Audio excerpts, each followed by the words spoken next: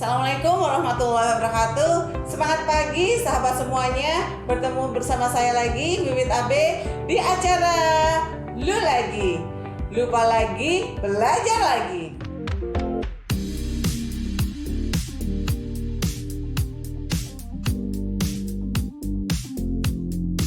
Kali ini kita akan membahas terkait desain organisasi internasional dan kontrol untuk multinational corporation.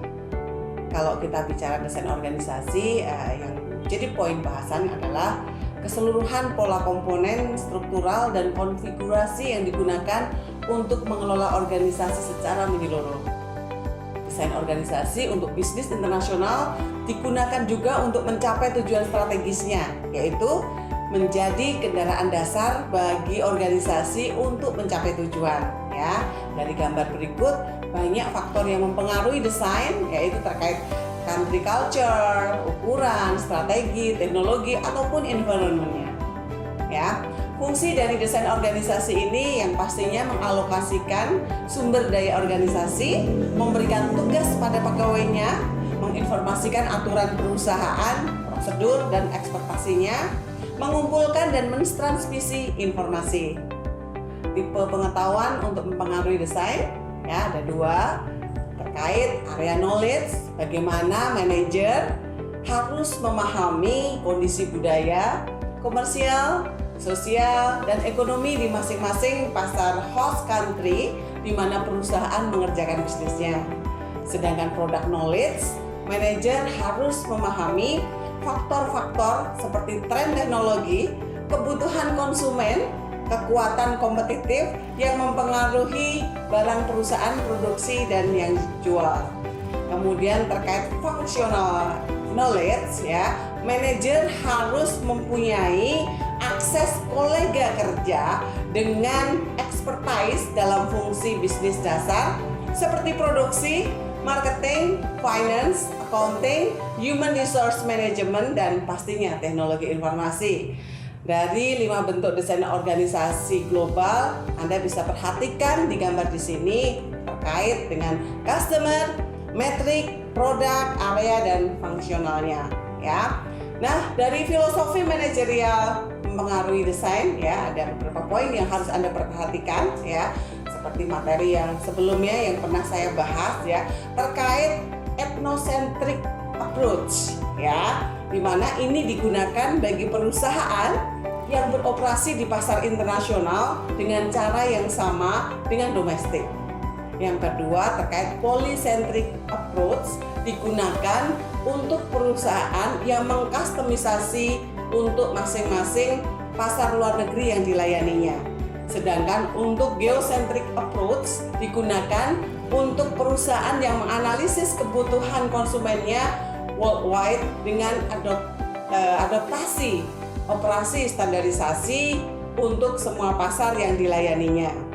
Nah, sekarang terkait bicara GPD atau Global Product Design. GPD di sini memberikan tanggung jawab masing-masing produk atau kelompok produk, ya, pada divisi operasi yang terpisah, ya, yang terpisah dari perusahaan. Kemudian yang kedua terkait GDP ini cocok untuk perusahaan yang memiliki produk beragam atau produk yang dijual di pasar yang berbeda, ya, sehingga kebutuhan untuk koordinasi antar lini untuk produk kurang penting, ya.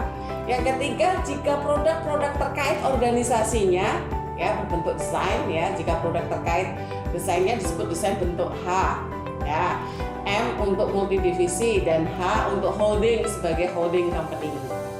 Anda bisa perhatikan, ini saya ambil contoh dari Global Product Design Samsung, ya, perhatikan dari sisi bagannya bagaimana Chief Executive Officer-nya dari Electronic Group-nya, Machinery and Heavy Equipment-nya, Chemical Product-nya, Financial Service Group, dan other affiliates company groups-nya dari catering service, hotel resort, professional sport, dan hospital medical terlihat di sini. Bagaimana kita melihat global product design dari sisi keuntungan dan kerugiannya, ya. Kalau kita bicara dari sisi keuntungan, pastinya keahlian manajerialnya, ya, teruji, kemudian efisiensi produksi, fleksibilitas produksi, fleksibilitas terhadap respon perubahan, dan fleksibilitas di marketing. Sedangkan kerugiannya yang akan terjadi adalah duplikasi yang tidak penting, ya, koordinasi dan kerjasama yang agak sulit, ya. Nah, kalau kita bicara terkait global area design, ya, yang pertama, global area design di sini mengkoordinir, mengorganisir kegiatan perusahaan dari seputar area khusus dari dunia, ya. Hal ini berguna untuk perusahaan dengan filosofi korporasi polisentrik atau multidomestik. Dan yang ketiga adalah memenuhi kebutuhan lokal dan dapat merespon dengan cepat terhadap perubahan pasar yang terjadi. Anda bisa memperhatikan gambar yang ada di sini ada contoh dari Cadbury webpage PLC dari Global Area Design, ya.